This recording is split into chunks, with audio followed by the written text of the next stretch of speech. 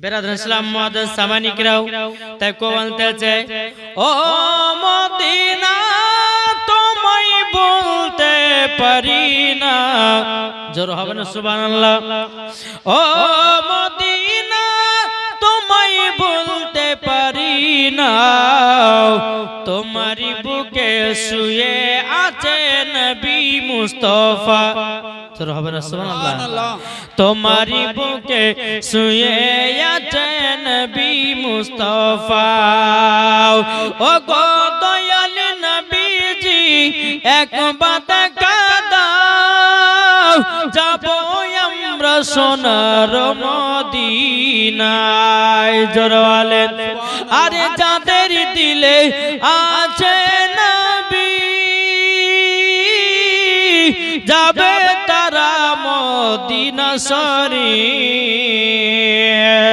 দিলে আছে নবীজির, দিলে আছে নবীজির আশিকানে দিওয়ানা, আমরা নবীর পাগল দিওয়ানা, আমরা নবীর আশিকি দিওয়ানা গো, আমরা নবীর পাগল দিওয়ানা। আরে মদিনাতে কান্দে নবী, যাবো আমরা মদিনা শরীফ, জোরে হবে না সুবহানাল্লাহ। আরে মদিনাতে কান্দে নবী, যাবো আমরা মদিনা শরীফ, নবীর প্রতি দরুদ পড়ে, নবীর প্রতি সালাম পড়ে যাব সোনার মদিনায়, আইকে যাবি সোনার মদিনায়। আল্লাহুম্মা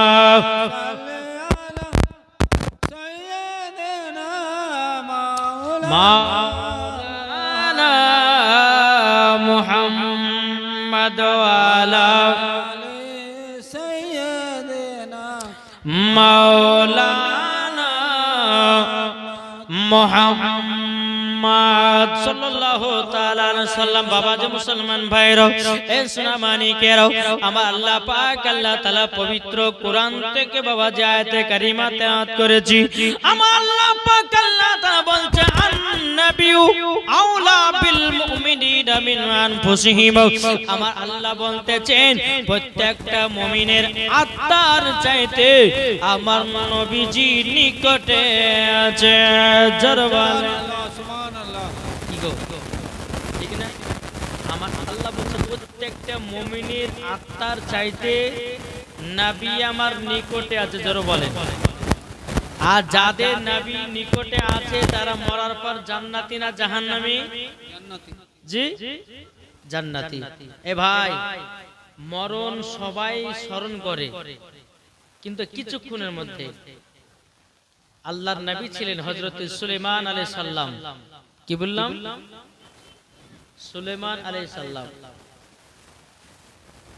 তিনি এত ধন দৌলতের মালিক ছিলেন, এত টাকা পয়সার মালিক ছিলেন, আল্লাহ পাক আল্লাহ তাআলা পৃথিবীর সরজমিনে চারজন ব্যক্তিকে আল্লাহ বিশাল বড় লোক ধনী ব্যক্তি বানিয়েছিলেন। কথা বললাম? চারজন ব্যক্তিকে। চারজন ব্যক্তির নাম, একটার নাম হচ্ছে বখতে নসর, জুলকারনাইন, হযরতে সুলাইমান আলাইহিস সালাম, আর হযরতে সিকান্দার বাদশা। এই চারজন বাদশাকে আল্লাহ পাক আল্লাহ তাআলা এত বড় লোক বানিয়েছিলেন, এই চারজন পৃথিবীর সরজমিনে ইনাদের মতো আর দুনিয়াতে কেউ বড় লোক ছিল না। তার মধ্যে থেকে হযরত সুলাইমান আলাইহিস সালাম, আল্লাহ পাক আল্লাহ তাআলা বলতেছে আমার নবী সুলাইমানকে এত ধান দৌলত টাকা পয়সা বাড়ি গাড়ি সবকিছু আমার আল্লাহ দান করেছিলেন, জোরে বলেন সুবহানাল্লাহ। আজ আপনাদেরকে কিছু ঘটনা আপনার শোনাবো বাপ, কিছু কিছু আপনার মৌলবীদের কথা আপনার মাইনে চলতে হবে কি হবে না? আচ্ছা মৌলবীরা যে কথাগুলো বলে, মৌলবীরা যে কথাগুলো বলে, আচ্ছা বলুন এই কথাগুলো আপনার ভুল বলে না সঠিক বলে? একটা কথা বলবো, আপনার শরীরের মধ্যে ব্যারাম হয়েছে, আপনি চলে গেছেন বাবাজি কলকাতা পিজিতে, যাওয়ার পর আপনার শরীর চেক আপ করেছেন, ডাক্তার ধরে বুঝেছে আপনার ক্যান্সার হয়েছে। আপনি ভয় ভয় ভাবছেন যে আল্লাহ আমি আর বাঁচবো না, আমাকে হয়তো যেতে হবে কোথায়, ব্যাঙ্গালোরে। ওখানে গিয়ে ডাক্তার চেকিং করে কিছু ডাক্তার ওষুধ দিয়েছে, দেওয়ার পরে আপনার নুরুল শেখ দিয়েছে 200 টাকা। আল্লাহ তাআলা দানকে কবুল করুন, জোরে বলেন আল্লাহুম্মা আমিন। বাবা যে মুসলমান, তো ডাক্তার বলেছে যে এই ওষুধগুলা খাবা, আর 3 মাস গরুর গোশ, মাছ, ডিম এগুলা খাবা না। আচ্ছা বলুন, শরীর বাঁচার লেগে সে করবে কি করবে না? একজন ডাক্তার বলে তোমার শরীরে ক্যান্সার হয়েছে, ভয়ে গোশ ছাড়া, গোশ খাওয়া ছেড়ে দিলাম, মাছ খাওয়া ছেড়ে দিলাম, সব খাওয়া ছেড়ে দিলাম। আর একজন বক্তা মৌলবি যখন বলছে যে তুমি নামাজ না পড়লে জাহান্নামে যাবে, সেটা আর বিশ্বাস করছি না। কি ঠিক না? আমরা বিশ্বাস করছি না। আজ আসুন বাবাজি মুসলমান, হযরত সুলাইমান আলাইহিস সালাম, তিনি পৃথিবীর সরজমিন আল্লাহ পাক আল্লাহ তাআলা তিনাকে খুব বড় লোক বানিয়েছিলেন। জি, হযরত সুলাইমান আলাইহিস সালাম তিনার উত্তর দিলে, বাবা আমার নবী মুস্তাফার মহব্বত ছিল, কি ছিল না? তার জন্যতে বাবাজি তিনিও তো নবী হয়েছেন। আমার আল্লাহ পাক আল্লাহ তাআলা বলছো, গো আমার বান্দা বান্দিরাও, আমার নবীর ওসিলা দিয়ে 1,24,000 পয়গম্বর, মতান্তর 2,24,000 পয়গম্বর, বাবাজি সমস্ত নবীগণকে আমার নবীজির ওসিলায় তৈরি করেছেন। আমার আল্লাহ বলছে, আমি নবীকে যদি তৈরি না করতাম, আমি দুনিয়ার কোন নবী কেউ বানাতাম না, ইদ্রিসকে বানাতাম না, ঈসা মুসাকে বানাতাম না, আদমকে বানাতাম না, হাওয়াকে বানাতাম না। আল্লাহ বলছে যে নবীকে তৈরি যদি না করতাম, আমার আল্লাহ বলতেছে আমি পৃথিবীর সরজমিনে কোন জিনিসকে আল্লাহ বানাতেন না।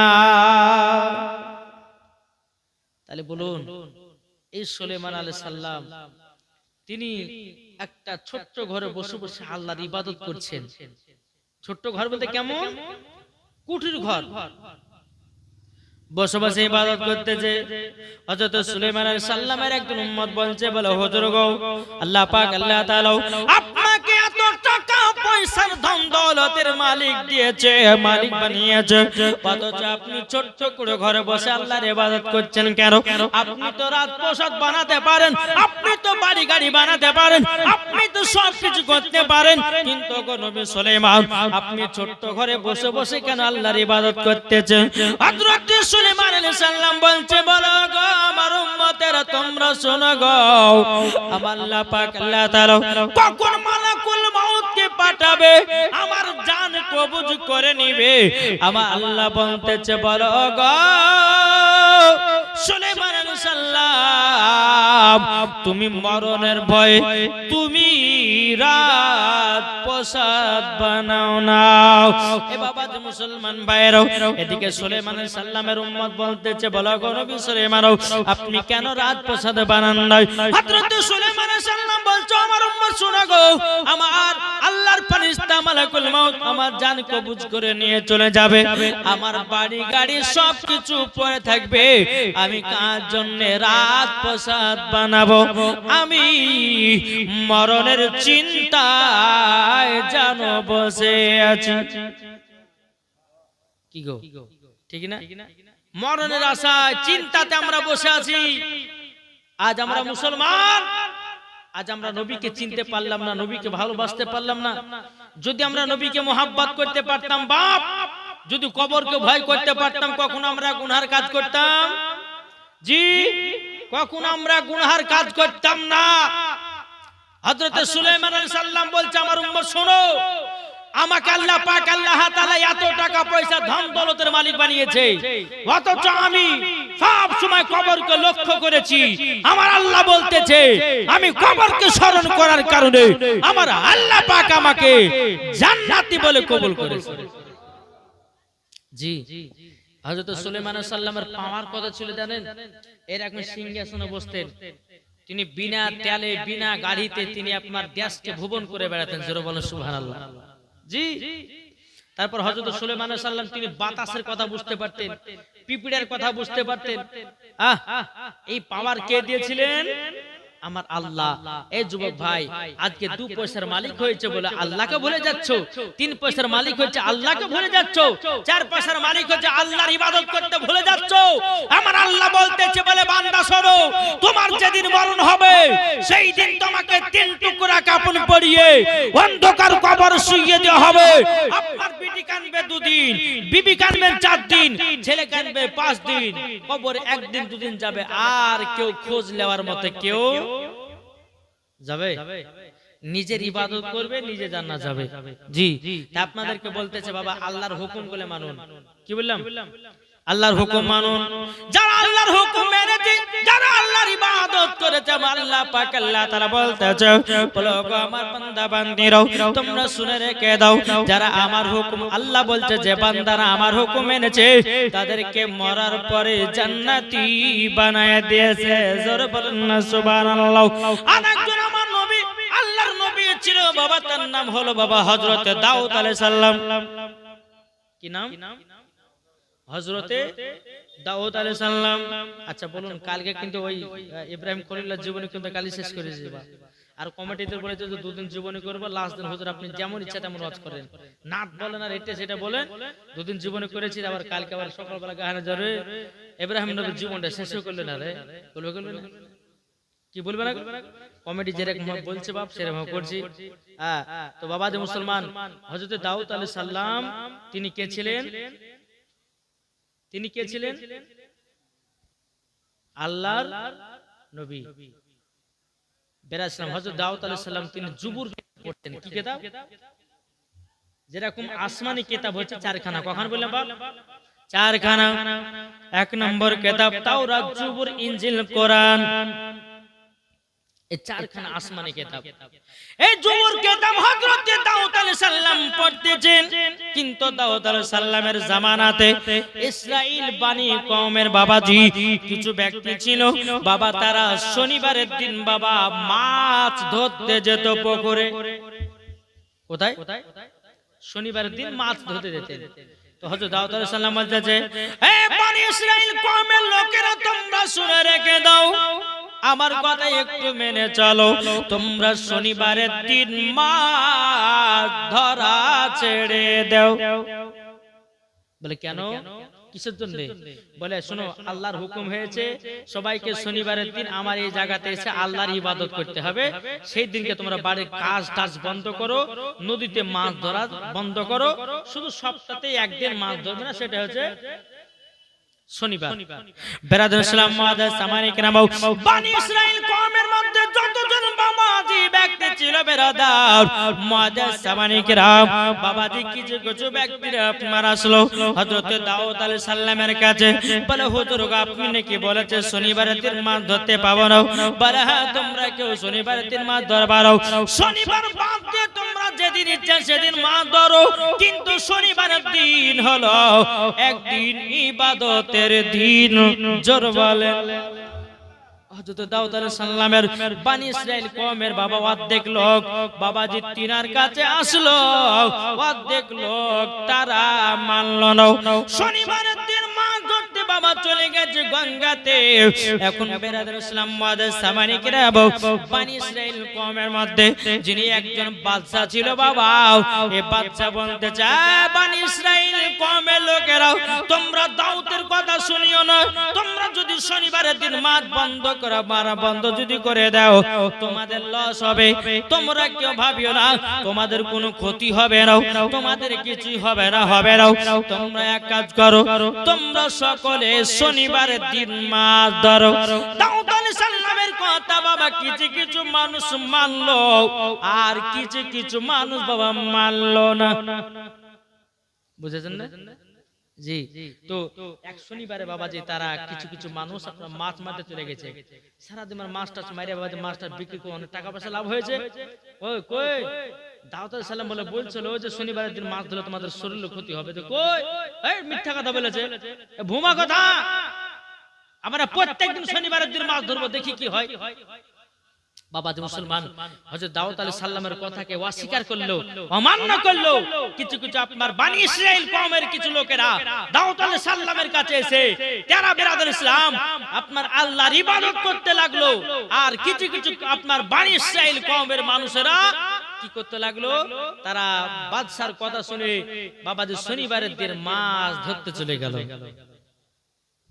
বাদশা বলছে কিছু হবে না, তোমার মাছটা ধরো, কিচ্ছু হবে না।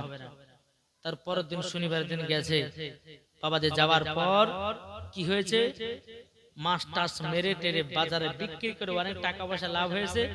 রাত্রে বাড়ি হেঁটে এসেছে, বাড়িতে আসার পর সবাই বান্দর হয়ে গেছে। কি হয়েছে? বান্দর।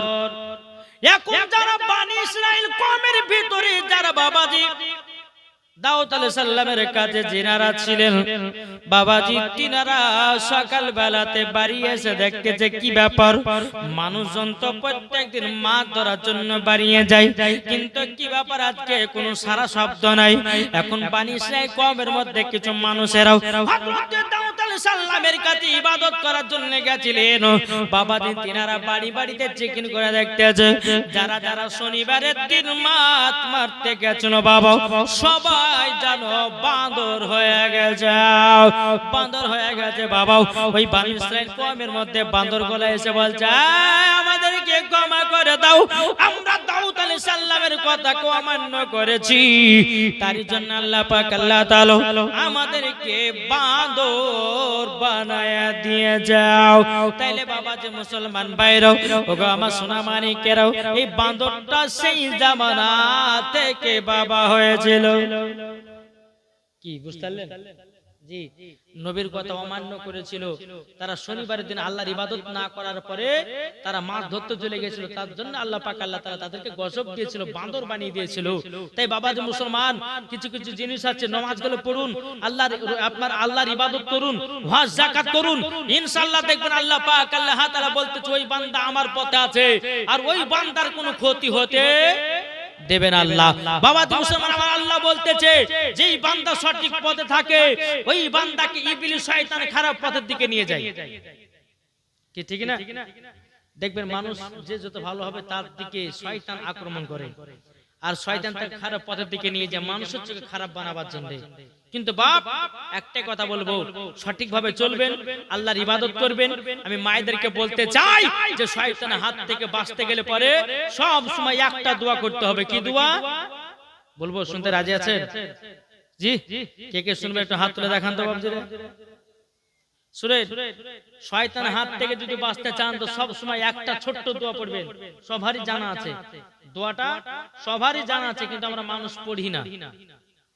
জি, যদি আপনি সব সময় যদি দোয়াটা পড়তে পারেন, রাস্তায় চলতে চলতে যদি পড়তে পারেন, আপনি বিছানায় শোয়ার সময় যদি পড়তে পারেন, তো আপনার কাছে শয়তান বলে কোনো জিনিস ভিড়বে না। তো কি, আস্তাগফিরুল্লাহ রাব্বি মিন কুল্লি জামবি ওয়া আতুবু ইলাইহি ওয়া লা হাওলা ওয়া লা কুওয়াতা ইল্লা বিল্লাহিল আলিয়্যিল আযীম। এই দোয়াটা যদি আপনি সব সময় যদি মুখের ভিতর চলাচল রাখেন, তো ইবলিস শয়তান কাছে ভিড়তে পারবে না। যদি অতক্ষণ বলা যদি না হয় তো সব সময় বলবেন আস্তাগফিরুল্লাহ আস্তাগফিরুল্লাহ আস্তাগফিরুল্লাহ। এই রকম ভাবে আপনি আমল করবে, জীবন আপনার কাছে শয়তান বলে কোনো জিনিস ভিড়তে পারবে না। জি, বুঝতে পারছেন আমার কথা? জি, তো বাবাজি মুসলমান আমি মায়েদেরকে বলতেছে, মা এই যে আজকে মেলা হচ্ছে, এই মেলাতে যাওয়ার জন্য শয়তান বলবে, বলে মেলাতে বসিস না, জালসা শুনিস না, মেলাতে ঘুর, অনেক কিছু কিনতে হবে, কাটা জিলাপি কিনতে হবে, বাদাম কিনতে হবে, তো ওই রকম ভাবে আপনার চক্কর মারিয়ে তখন মেলার ভিতর নিয়ে যাবে। জি, এটা শয়তানি কাজ। আর শয়তান কিভাবে ওকে ভালো পথ থেকে খারাপ পথে নিয়ে যেতে হয় শয়তান ভালো করে জানা আছে। দেখবেন মহিলারা যখন বাবা আয়নার সামনে যখন আপনারই করে না, সাজগোজ করে, আয়নার সামনে কোন মহিলা সাজগোজ করছে, তো তার পাশে শয়তান দাঁড়িয়ে গেছে, তোকে এরকম মানাছে না, মাথায় আপনার কাপড় দিবে, এরকম মানাবে না, মাথা যখন আপনার চুল গলছে যে হ্যাঁ এবারকে মানাচ্ছে, এবার এরকম যা দু একটা ছেলে পটাবে, এরকম শয়তান মহিলাদেরকে লাচাই করায়। আর ওই মহিলা যখন আপনার লেছে যায়, ওই শয়তানের পাল্লাতে ভর্তি হয়ে যায়। তাই মায়েদেরকে বলতেছে, মা বোনেরা আপনারা শুনে যান, কবর যদি ভয় থাকে, মা ফাতেমার মতো সত্যি করে যদি নারী হন, তোমার আল্লাহ বলতেছেন যারা মা ফাতেমার মতো নারী হবে ওই মহিলাদেরকে মা ফাতেমার সাথে জান্নাতে বলে কবুল করা হবে, জান্নাতে আপনার দান করা হবে। একবার জোরে বলুন আল্লাহুম্মা আমিন, একবার দুরূদ শরীফ পাঠ করুন আল্লাহুম্মা সাইয়্যিদিনা মাওলানা মুহাম্মদ ওয়া আলা সাইয়্যিদিনা মাওলানা মুহাম্মদ সাল্লাল্লাহু তাআলা আলাইহি সাল্লাম। বাবাজি মুসলমান ভাইরাও, এই সোনা মানিকেরাও, তা আপনাদেরকে বলতে জানে বাবাজি, আমরা নবীকে মহব্বত করতে রাজি আছি না নাই? এটা হাত তুলে দেখান না বাবা। চলুন, আমার নবীজি মদিনাতে 3 দিন ধরে নিখোঁজ। কদিন ধরে বললাম? 3 দিন ধরে নবীকে পাওয়া যাচ্ছে না। আবু বকর সিদ্দিক কেঁদে কেঁদে পাগল, উমরে ফারুক তিনি কেঁদে কেঁদে পাগল। আল্লাহ আল্লাহ গো, আজকে আমার নবীকে 3 দিন ধরে নিখোঁজ পাওয়া যাচ্ছে না। উমরে ফারুক হাতে তলোয়ার নিয়ে বলছে, উমরে ফারুক হাতে তলোয়ার নিয়ে বলতেছে, আবু বকর ভাই, নবীকে 3 দিন ধরে মদিনাতে খোঁজ করে পাওয়া যাচ্ছে না। আজকে মনে হয় ইহুদি লোকেরা মনে হয় নবীকে লুকিয়ে রেখেছে। চলো তো যাই, মুনাফিকের কাছে যাই। হে মুনাফিকের দলেরা বল, আমার নবীকে কোথায় লুকিয়ে রেখেছে? তারা কিন্তু উমর ফারুককে দেখে থরথর করে কাঁপতে লেগেছে। আর উমর ফারুক কার নাম, যিনি এক রাস্তা দিয়ে হেঁটে গেলে বাবাজি 40 দিন ইবলিস শয়তান হেঁটে যায় না, তার নাম হচ্ছে উমর ফারুক। জি, উমর ফারুক কার নাম? যিনি মদিনার রাষ্ট্রপতি ছিলেন, বিচার করনে वाला। কি গো, তার নাম হচ্ছে উমর ফারুক। উমর ফারুক বাবাজি মুসলমান, ইবলিস শয়তান দেখলে পরে বাবাজি ওই রাস্তা দিয়ে 40 দিন যাতায়াত যাওয়া বন্ধ করে দিত। জোর হবে না সুবহানাল্লাহ? জি, আর আমাদের ঘরের মোড়লেরা বিচার করছে মুখ দেখে দেখে মুখ বিচার, কি ঠিক না?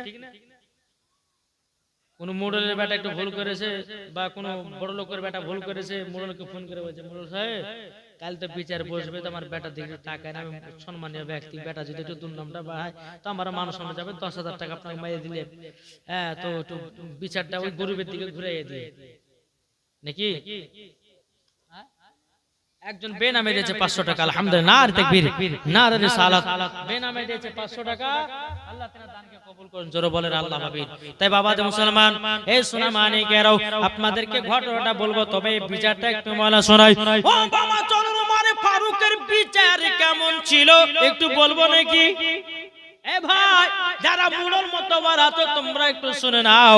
উমর ফারুক তিনি আপনার বিচার করতেন বাবা হাদিস কোরআন খুলে খুলে, জোরে বলুন না সুবহানাল্লাহ।